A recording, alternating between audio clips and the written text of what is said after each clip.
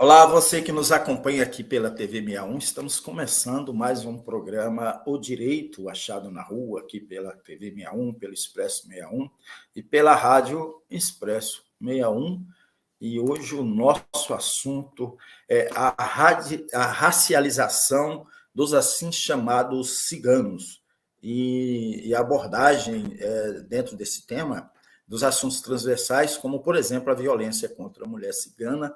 E para falar sobre esse tema, eu recebo aqui a Priscila Paz Godoy. Ela é graduada em Direito pela Universidade Presbiteriana Mackenzie, é mestra pelo Programa de Pós-Graduação em Direitos Humanos e Cidadania do Centro de Estudos Avançados Multidisciplinares da Universidade de Brasília, nossa querida UNB. É autora do livro O Povo Invisível, Os Ciganos e a Emergência de um Direito Libertador, autora de um dos capítulos do volume 9 de O Direito Achado na Rua, Introdução Crítica ao Direito Urbanístico, organizado pelo professor José Geraldo Souza Júnior, e autora de um dos capítulos do livro Violências contra as Mulheres, Feminismos e Direitos, co-organizados pelas professoras Cecília Maquidos Santos e Carmen Ellen de Campos. Atualmente ela é assessora jurídica do Gabinete da Gerência Regional da Fiocruz em Brasília, tem experiência como consultora da OPAS, que é a Organização Pan-Americana de Saúde, ligada à OMS, a Organização Mundial de Saúde, junto ao Conselho Nacional de Saúde, órgão do controle social do SUS, tendo mais recentemente assessorado a Comissão de Arte, Cultura e Educação Popular da 17ª Conferência Nacional de Saúde. Eu já trago aqui a Priscila Godoy. Como vai? Para isso um pouquinho. Está aqui ela, Priscila Godoy, tudo bem? Tudo bem? Bom dia a todas, a todos, a todes. Quero manifestar a minha alegria na oportunidade de fala sobre um tema tão caro e ainda pouco debatido no meio acadêmico e em outros espaços institucionais também. Muito bom, Priscila. Eu queria que você começasse falando sobre a sua inserção no direito achado na rua. Sim, eu já conhecia o direito achado na rua desde a minha graduação na Faculdade de Direito da Universidade Presbiteriana Mackenzie. E, bom, eu sou de uma graduação um pouco mais conservadora, né? Posteriormente, eu fiz Escola de Governo, que é uma escola conveniada à Universidade de São Paulo, à época coordenada pelo professor Conder Comparato, da Faculdade de Direito da USP, Maria Vitória Benevites, da Educação, da Faculdade de Educação da USP, e pelo professor Claudinei, da Faculdade de Direito do Mackenzie. Nesta ocasião, eu conheci mais ainda um pouco do direito achado na rua e sempre dialogando com questões, sempre atuei, né, profissionalmente. O meu percurso profissional ele é bastante direcionado às políticas públicas e os direitos humanos. Então, isso tudo num contexto de São Paulo. Vim para Brasília no primeiro mandato do governo Lula e por aqui fiquei, daqui não saí mais. E então, imediatamente, quis conhecer o professor José Geraldo, o maior expoente, né, do direito achado na rua, que foi criado pelo professor Roberto Lira Filho. E o professor José Geraldo de Souza Júnior fez a minha inserção nos grupos de estudo, nos grupos do direito achado na rua e no do diálogo liriano, onde fui acolhida com bastante afeto e pude contribuir academicamente também. E, a partir de então, desenvolvi outros estudos e, no exercício íntimo e constante antirracista, pesquisei, inseri minha pesquisa no mestrado acadêmico do programa de pós-graduação da UNB em racialização dos assim chamados ciganos. Muito bom. Antes da gente avançar aqui no tema central, perdão, no tema central da nossa entrevista aqui com a Priscila Godoy, você já está com uma boa audiência aqui, Priscila, já tem um punhado de gente assistindo. pedir a você que está nos acompanhando aí, essa entrevista aqui do Direito Achado na Rua com a Priscila Godoy, que se inscreva no nosso canal, acione o sininho, dá o joinha aí, esses procedimentos todos aí para ajudar a impulsionar a nossa mídia progressista.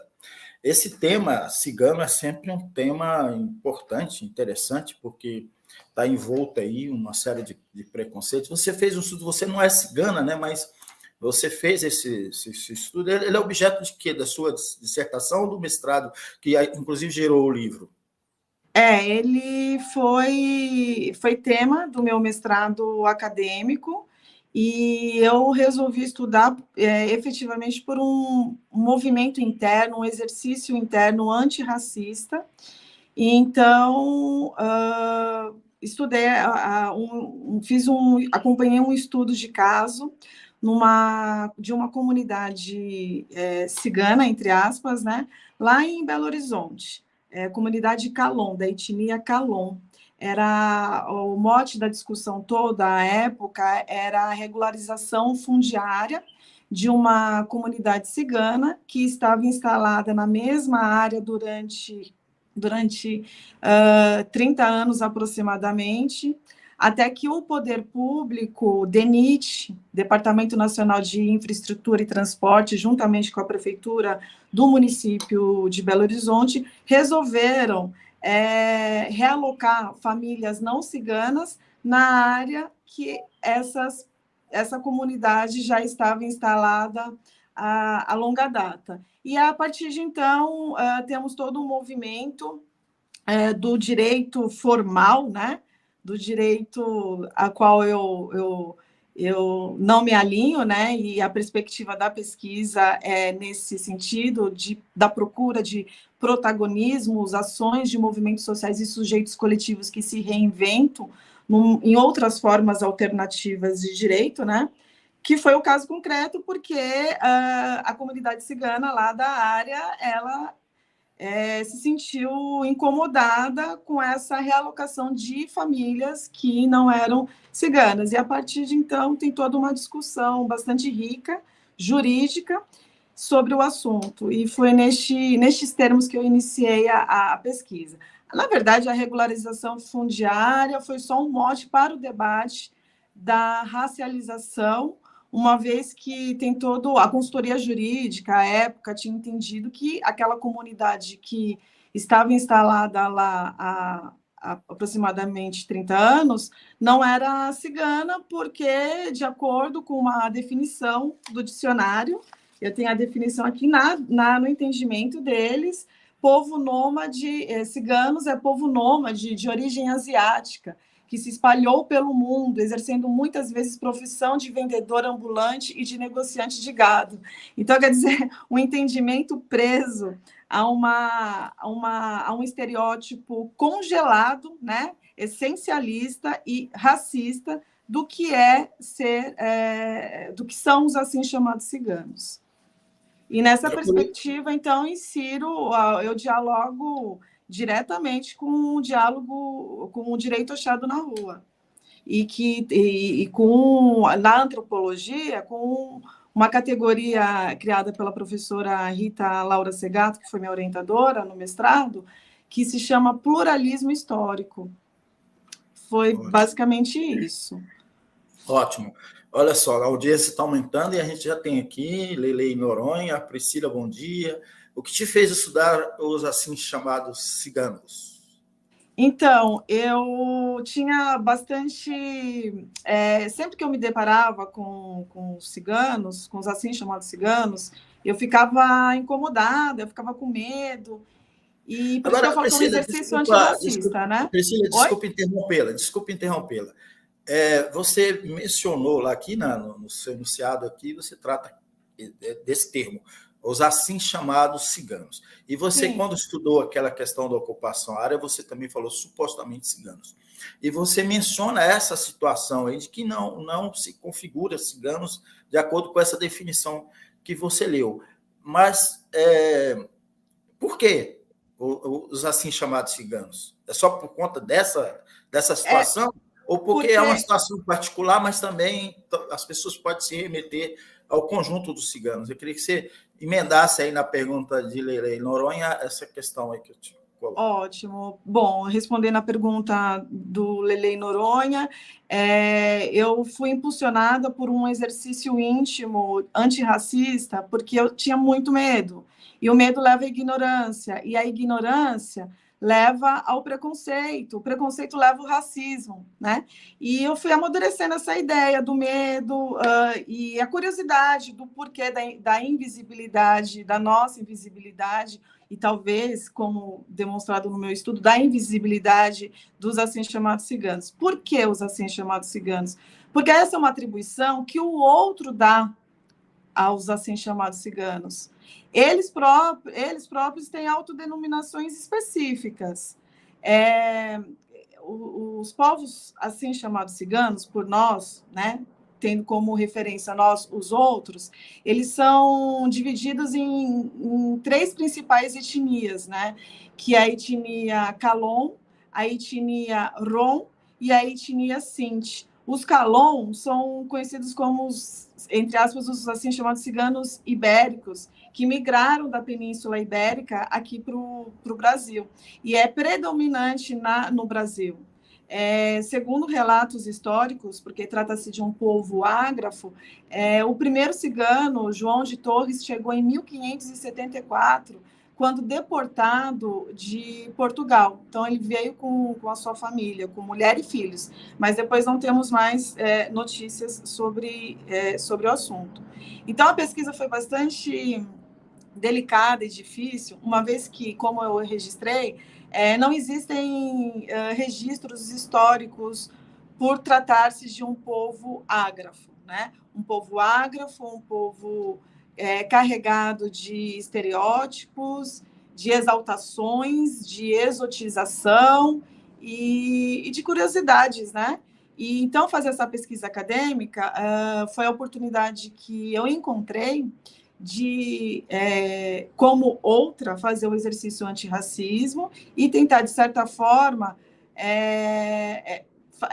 fazer essa ruptura e por meio de um estudo de caso, sem me colocar naturalmente na posição dos assim chamados ciganos, mas na perspectiva de uma pessoa que exerce intimamente esse movimento contra o racismo e que muitas vezes se vê nessa armadilha, né?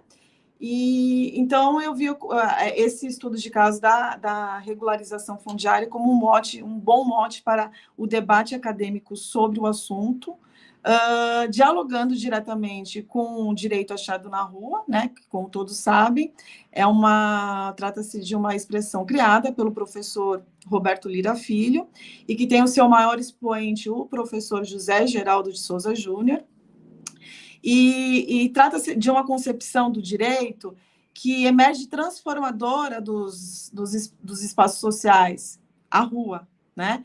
E que tem como objetivo pensar o direito derivado de ação de movimentos sociais, de sujeitos coletivos, a partir de uma perspectiva de que se entende como uma prática social emancipatória e comprometida com outras formas alternativas de direito, intuindo, para tanto, o lugar do acontecimento e da realização do direito, que é a rua, metaforicamente falando. Então, esse diálogo, esse caso concreto, ele está intimamente ligado com essa perspectiva do direito achado na rua.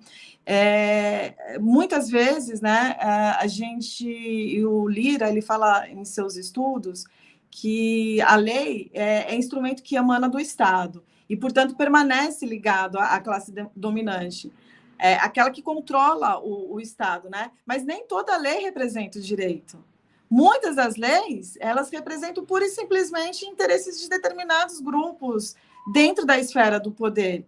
O direito para o Lira, e ao qual eu me identifico, é a indicação de princípios e de normas libertadoras. Ele é construído, né? E a identificação entre o direito e a lei pertence a um repertório ideológico que é do Estado, que está numa posição privilegiada e que desejaria nos convencer de que cessaram todas as contradições, né? Que o poder atende a todos. Mas o direito, autêntico, o direito global, ele não pode ser isolado em campos de concentração legislativa. Todo mundo faz essa associação assim automática, né? Direito e lei.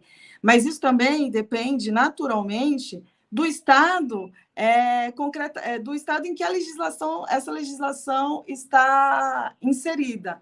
Se é um Estado autoritário, ou democrático, se ele se reveste de uma estrutura social expoliativa ou tendente à justiça social efetiva, se a classe social que nele prevalece é trabalhadora ou é capitalista, se os grupos minoritários, como no caso, têm garantido o seu direito à diferença ou não.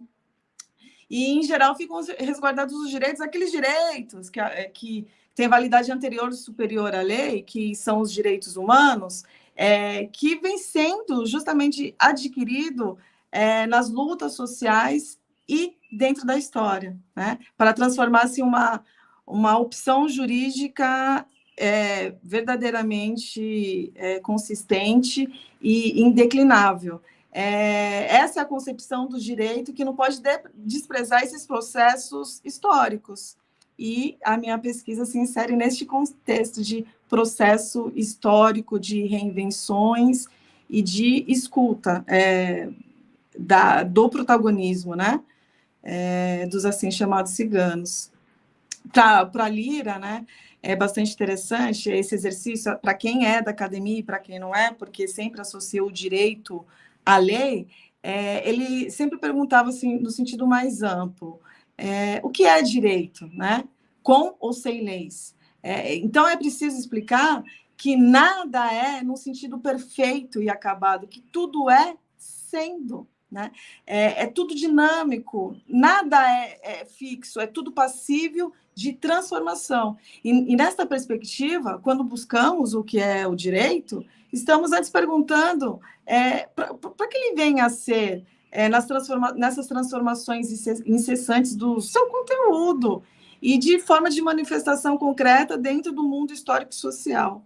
Essa perspectiva do direito achado na rua, ela dialoga diretamente com como eu havia dito, com uma antropologia por demanda e uma categoria que a professora Rita Laura Segato criou, que é o pluralismo histórico.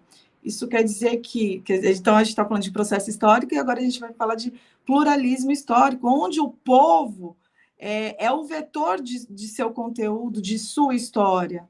E no caso dos assim chamados ciganos, dessa comunidade Calon que foi pesquisada, eles vivem, entre aspas, num encapsulamento, numa invisibilidade, como estratégia de sobrevivência. Mas isso não quer dizer, em momento algum, que eles não estivessem num protagonismo social. Essa é a forma de manifestação e de protagonismo. A invisibilidade, que é muito estratégica, porque trata-se de um povo fluido, é um mosaico cultural bastante rico, né? Então, esse é um diálogo bastante importante. A gente tem que fazer uma leitura não essencialista, não congelada. A gente tem que observar os processos históricos, o que está acontecendo, todo o dinamismo dos movimentos sociais e as estratégias. Mas isso depende do contexto em que o Estado está inserido e do protagonismo desse movimento, desses sujeitos coletivos. E que esse protagonismo ele tem oportunidade, sobretudo, num Estado cuja democracia seja participativa, né? Então, isso é bastante importante destacar. Muito bom. Priscila, eu queria só fazer uma observação lá atrás, quando você menciona a Lira e se refere à questão do direito e da lei, só para lembrar que tem lei que não pega, e a maioria das leis que não pega é justamente as leis que estão aí defendendo o direito das minorias, e o não pegar dela acaba sendo uma expressão do racismo institucional. Por exemplo, a Lei 10.639, que determina o estudo da história e da cultura afro-brasileira e africana nas escolas brasileiras. Mas, Priscila, eu queria aqui registrar, tem mais comentários, além do Lelei, tem aqui a Janete Fusetti nos dando bom dia, o Álvaro também nos dando bom dia, e a Ana Laura, que está aqui dando um bom dia e fazendo uma pergunta: como é o acesso dos povos ciganos no sistema de saúde e na educação? É uma excelente pergunta. Por ocasião do meu trabalho como consultora, no Conselho Nacional de Saúde, que é órgão do controle social do Sistema Único de Saúde, eu, na dinâmica de trabalho e de consultoria, o Conselho Nacional de Saúde recebia denúncias, sobretudo durante a pandemia, recebeu denúncias sobre denúncias de comunidade cigana da Bahia, né? Aliás, no estado da Bahia temos um número bastante expressivo dos assim chamados ciganos, mas recebeu uma denúncia no sentido de que não existe um protocolo de atendimento, um protocolo próprio de atendimento às comunidades ciganas. Por exemplo, a título de ilustração, as mulheres ciganas elas não são atendidas por médicos homens, ginecologistas homens, né? Agora, imagina com relação ao Covid, né? O que eu quero dizer é que falta uma escuta qualificada do poder público. O protagonismo, eu vi o protagonismo, vivenciei isso profissionalmente, vivenciei esse protagonismo, no entanto, o Estado muitas vezes carece da escuta qualificada para se construir um protocolo adequado e próprio para as comunidades ciganas, né? Sobretudo porque a gente estava num momento, passamos alguns anos, né? Um momento de desconstrução das nossas políticas públicas e que o diálogo ficou bastante engessado e inviabilizado. Com relação à escola, o acesso à educação dos assim chamados ciganos ainda é bastante restrito, né?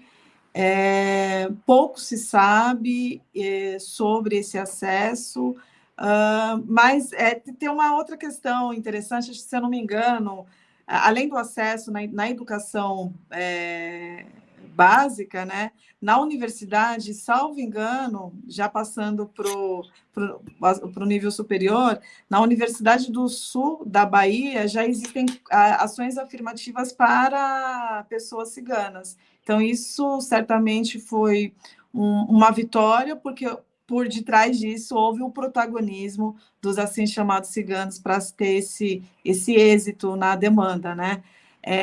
Aliado a isso, como exemplo, então, saindo um pouco da saúde e da educação, aliado a isso, a gente tem o dia 24 de maio, que é o Dia Nacional dos assim chamados ciganos, que é fruto de um protagonismo, né, dos assim chamados ciganos para visibilidade. Enfim, é isso. Eu acho que existe muito desconhecimento do Estado e da sociedade, muita exotização. As mulheres ciganas são bonitas, são alegres, mas roubam as crianças, né? Existe esse estereótipo tão pequeno. Eu, por ocasião da minha pesquisa, tive a oportunidade de conhecer mulheres ciganas que ocupam os espaços institucionais e que estão aí reclamando por direitos, né? Inclusive envolvidas em questões bastante delicadas, como a violência contra as mulheres ciganas, que as mulheres ciganas elas sofrem várias violências. Quando eu falo violências, não só a física, né? Mas vários... Priscila, desculpa interromper você. Eu quero que você fale sobre a violência um pouquinho mais para frente, porque é um do segundo ponto nosso, e nós temos aqui o Lelei também, lembrando aqui da nossa, que está na nossa pauta, Lelei, e ele faz essa pergunta, então queria que você entrasse lá um pouco, mas antes disso, aqui também trazer Ivani, que está aqui dando um bom dia. Antes disso, o nosso programa, ele é um programa não acadêmico, né? É um programa que a gente trabalha para que o grande público assista, né? E aí eu queria que você, quando você fala na racialização, né? Você está pegando um ponto específico lá, mas eu entendo que isso possa ser um pouco mais abrangente, a questão da racialização. Você definiu um pouco o que é essa racialização. Eu mesmo fiquei nessa dúvida aqui, né? É a definição das pessoas, é o assumir-se como cigano? O que é essa questão da racialização aí? Então, eu trabalho com uma perspectiva vou um pouco para o meio acadêmico tentando traduzir essa linguagem que às vezes é mais erudita, né? E porque própria, enfim. Mas eu trabalhei na minha pesquisa de mestrado acadêmico com um autor que se chama Aníbal Quijano, peruano, né? Eu trabalhei muito com autores latino-americanos, enfim. E ele apresenta a ideia de raça como um fenômeno puramente mental. É uma emergência histórica que é adversa a toda fixação biologista e toda possibilidade de essencialismo. Daí, por meio dessa ideia, não sei se eu estou me fazendo entender, porque de fato é um assunto mais difícil de se tratar, mas ele fala que raça é uma invenção. E ele propõe essa construção contra a biologização da cultura, né? A título de exemplo, a gente, no final de 1870 e poucos, a gente teve um matemático, salvo engano, Adolf Catlett, que fez estudos ósseos de medição de diâmetro, longitude, para biologizar atrelar isso à personalidade das pessoas. Isso foi usado na genética, que mais para frente, que foi considerada uma disciplina da ciência, né? Mas foi usada para o nazismo, né? A biologização, a ciência foi usada. A ciência foi usada por um caminho enviesado, né? Que ele chegou à conclusão, e outros estudiosos usaram da ciência para justificar, entre aspas, porque é uma justificativa pouco plausível, que aquela diferença óssea ela implicava na conduta, por exemplo, dos ciganos, dos assim chamados ciganos. E por conta disso, né, de estudos como esse, muitos dos assim chamados ciganos foram mortos na Segunda Guerra Mundial, no Holocausto. A gente conhece o Holocausto judeu, mas tem um nome próprio do Holocausto cigano, que é o Porraiamos, né? E é isso. Então, essa perspectiva de se pensar na raça é uma perspectiva de que a raça é um fenômeno mental, é uma criação que é adversa a toda forma de fixação, inclusive a biologização da cultura. É sangue cigano, é trapaceiro. Não sei se eu estou me fazendo entender agora. Está no sangue. É trapaceiro, é ardil, que é uma forma de biologizar a cultura. Mas a cultura, ela não pode ser vista como peça de museu, porque ela é dinâmica, né? Então, a raça, nessa concepção, ela é um fenômeno de criação mental. E o Quijano trabalha com isso. Ele fala que, em sentido moderno, a ideia de raça não tem história conhecida antes da América, antes da intrusão na América, né? E logo foi construída como referência a supostas estruturas biológicas diferenciais entre conquistadores e conquistados, da maneira que a formação, que essas relações elas ocorreram, né? Então aí vem a distinção da cor da pele, o idioma que se falava. Então, o racismo ele está nessa perspectiva de fenômenos de criação, mas a gente tem como referencial dessa estrutura a América, a intrusão, né? Eu falo a intrusão. E daí, então, cria-se esse fenômeno. Ele fala que, no sentido moderno, não havia esse entendimento antes da América. E é isso. Eu não sei se deu para entender um pouco, mas ele vai contra essa questão biologização da cultura. A raça ela é dinâmica, é uma criação mental, né? Certo. Priscila, sua audiência está muito boa. Quero pedir aqui que quem estiver nos acompanhando se inscreva aqui na nossa TV 61, ajude a impulsionar o nosso canal, o Expresso 61. Nós aqui temos a concepção de que jornalismo só faz sentido se for a serviço da causa popular. Tem aqui, já vou chegar lá na pergunta do Lelei, que é a parte do nosso segundo tema, mas você estava tratando aí, respondendo a pergunta da Ana Laura, e eu estava aqui pensando, e fui inclusive lá no site do Ministério da Igualdade Racial, eu participei da conferência de igualdade racial, tinha muito povo cigano, mas a gente percebe que as pessoas têm uma compreensão um pouco equivocada do que é a luta pelas políticas de igualdade racial, pensa que é só para negro. Obviamente, um país com uma população majoritariamente negra, que com todos os problemas que a gente tem aí, na questão da raça, da inclusão social, etc., as políticas têm que ter muito mais foco. Mas o Ministério também trata da questão das outras consideradas raças, né? Aí as raças, né, já estão... Eu fiquei confuso com essa história de construção mental, mas isso é um outro assunto, Priscila, mas eu só queria fazer essa observação. Mas, João, eu posso até falar, assim, até voltar a esse assunto de raça, porque é um assunto bastante delicado e muito presente na minha pesquisa, né? Mas, assim, quando eu falo que é uma construção, uma categoria, um fenômeno mental, é porque ela é percebida a partir da formação da América, entendeu? Desde o início da conquista, quando a América ela sofreu essa intrusão, essa invasão, que se tem essa discussão, né? Então, a gente tem como referencial, dentro da perspectiva do que eu estudei, a formação da América. É uma outra perspectiva mesmo. Mas sim, espero que não... Vamos avançar aqui. Eu queria, antes da gente partir para a questão da violência contra a mulher cigana, o Álvaro também traz aqui uma outra pergunta que eu já vou trazer para você.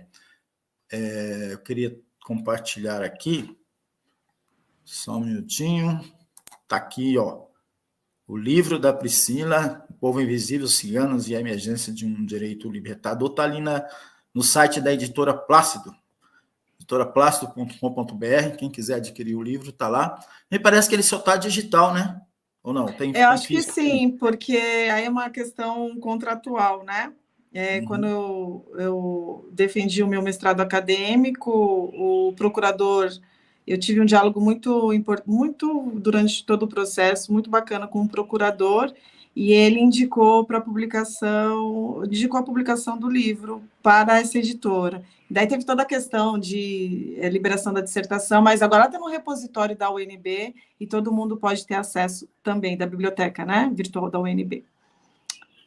Muito bom. Então tá aí, mas quem quiser adquirir, está aqui. É a dissertação, isso. E também pode, depois a gente vai achar o link aqui lá do repositório da UNB para trazer aqui. Bom, vamos lá, vamos para a questão da violência contra as mulheres, era o tema que a gente já tinha pré-definido aqui, mas essa pergunta que o Lelei traz, que tem a ver com esse ponto, muito bem lembrado, Lelei, obrigado pela pergunta, mas vai lá, Priscila. Você tinha já anteriormente já mencionado algumas situações, né, que envolvem a questão da violência, esse estigma aí de roubar criança, a questão da sexualização, da erotização também, acho que compõe esse quadro, mas, enfim, queria que você esmiuçasse esse ponto aí da violência contra as mulheres ciganas. São muitas as violências, né? São violências. Daí eu estou falando, tomando todo o cuidado de falar como a outra, né? Tem que tomar todo esse cuidado. Mas, enfim, são muitas as violências intracomunitária e fora. A gente tem uma família até vou pegar aqui uma das minhas anotações, que é a família Fernandes, é o único acampamento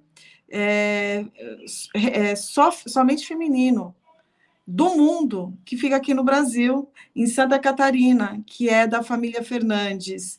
Eram 7 mulheres, mas 5 mulheres da mesma família resolveram morar juntas. Cada uma passou por experiências bastante difíceis, né, nos respectivos âmbitos familiares, e a partir dessas dificuldades, desses percalços, formaram a sua É um povo muito machista, Priscila? Então, isso é algo que me inquieta e que me deixa muito bravo, sabe? Porque quando surge, com todo respeito ao seu, eu acho importante a sua observação, quando surge esse tipo de comentário. Por quê?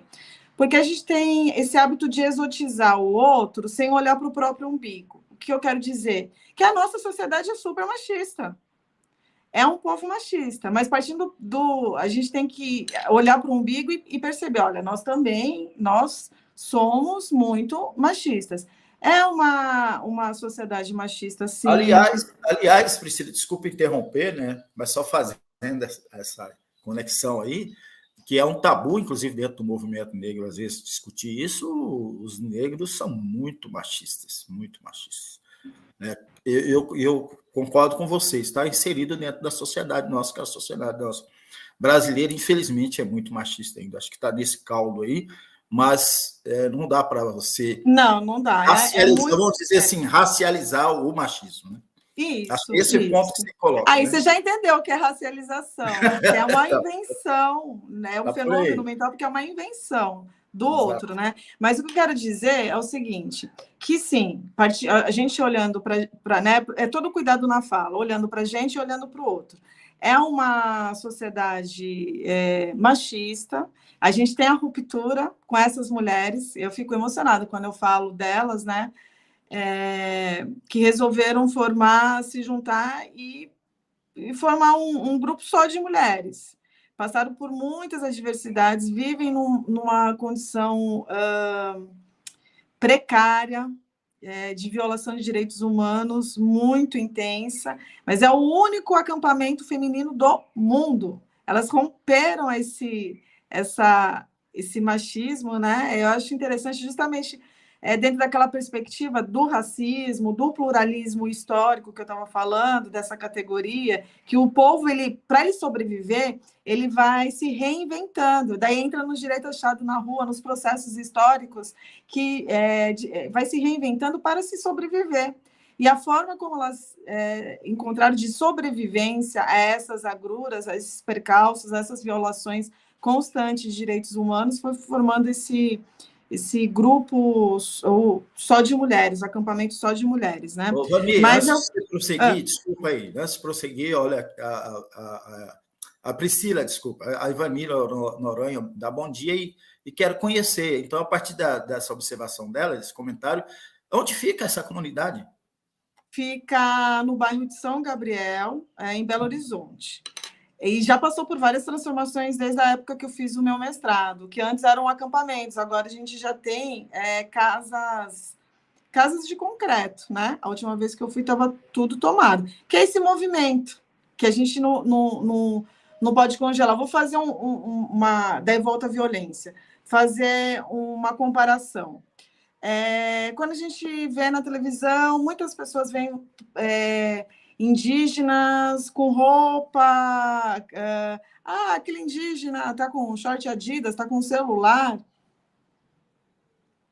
Só a nossa sociedade caminha, só a nossa sociedade muda, sofre essas, né? Então, óbvio que sim, né? Então, são as transformações. Por que eu estou fazendo essa comparação? Porque a gente tem aquela visão congelada, que é isso que o Quijano faz essa ruptura, essa visão congelada e essencialista de que cigano mora em acampamento sempre. Que cigano, para ser cigano, ele tem que ser nômade, como foi o entendimento da consultoria jurídica de Minas Gerais, que consultou um dicionário. Né? para mim, uma afronta, né? E então, enfim, daí eu volto ao assunto que a gente estava discutindo, que é a violência contra as mulheres ciganas. Essas mulheres da família Fernandes resistiram, formaram o único acampamento do mundo, né?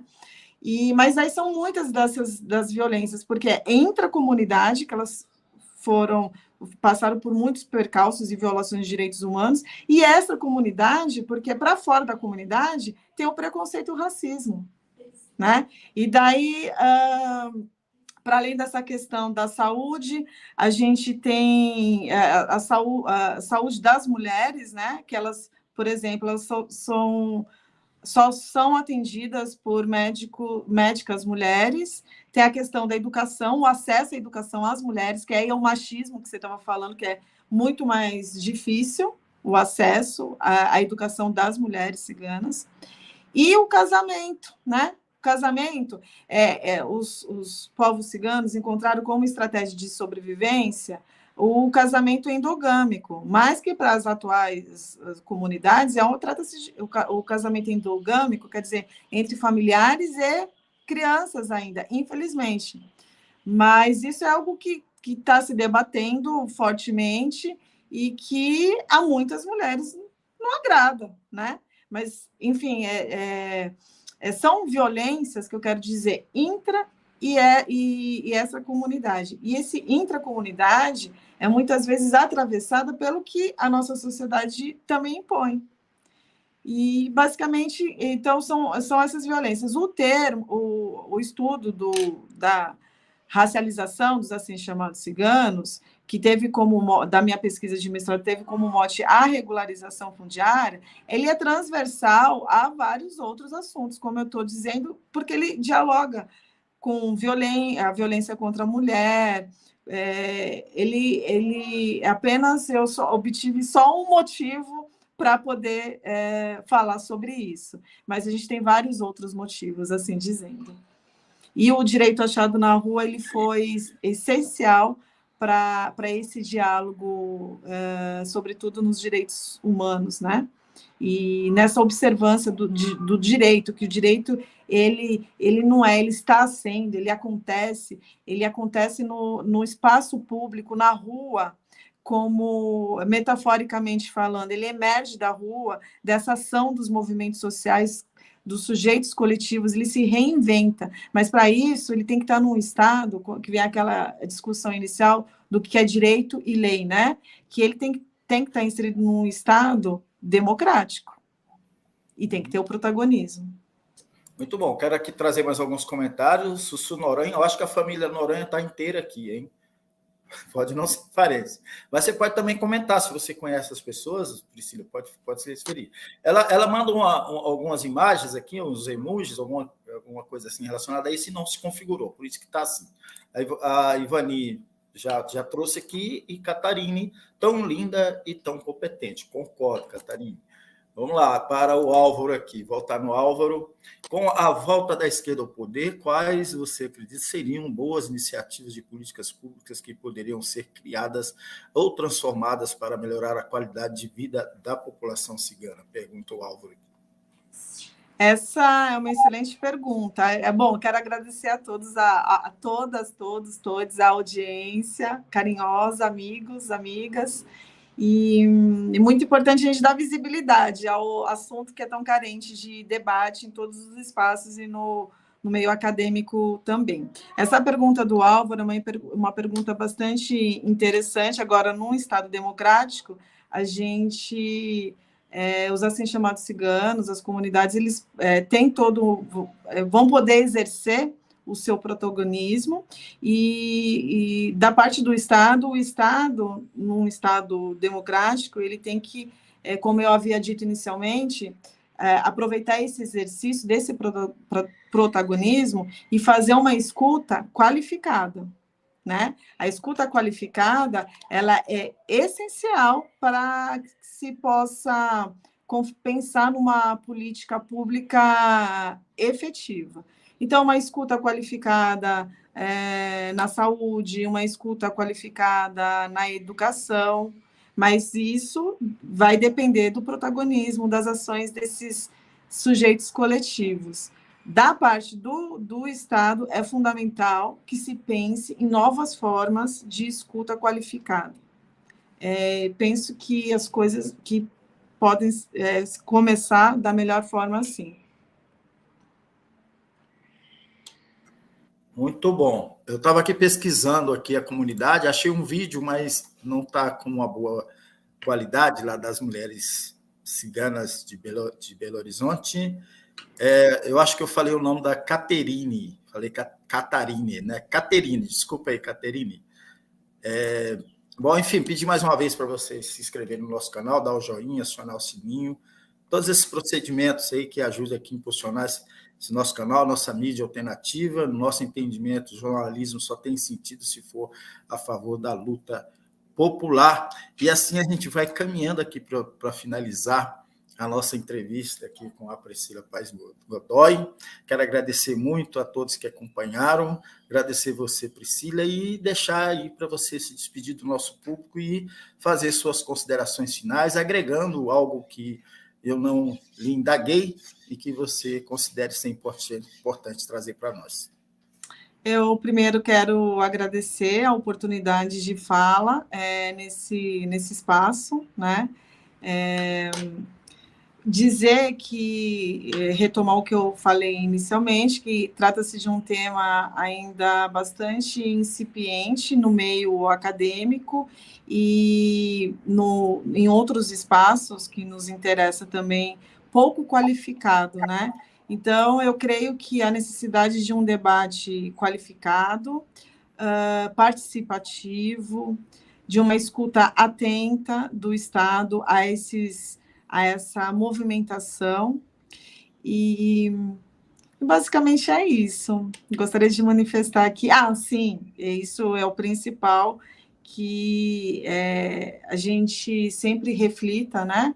E sempre na qualidade do outro, da outra, que a gente faça esse exercício antirracista, que é um exercício bastante difícil e que muitas vezes nós nos vemos dentro da armadilha, que é o racismo. E com relação aos assim chamados ciganos, isso é bastante evidenciado. Muito bom. Obrigada. Mais 2 comentários carinhosos aqui. O Leilei volta, bravo, parabéns. E a Ana Laura, parabéns. Muito importante falar sobre esse assunto. Gente, muito obrigado a todos. Um grande abraço. A gente volta na semana que vem com mais um programa O Direito Achado na Rua, aqui pela TV 61. Abraço para todo mundo. Abraço, Priscila. Abraço. Tchau. Tchau.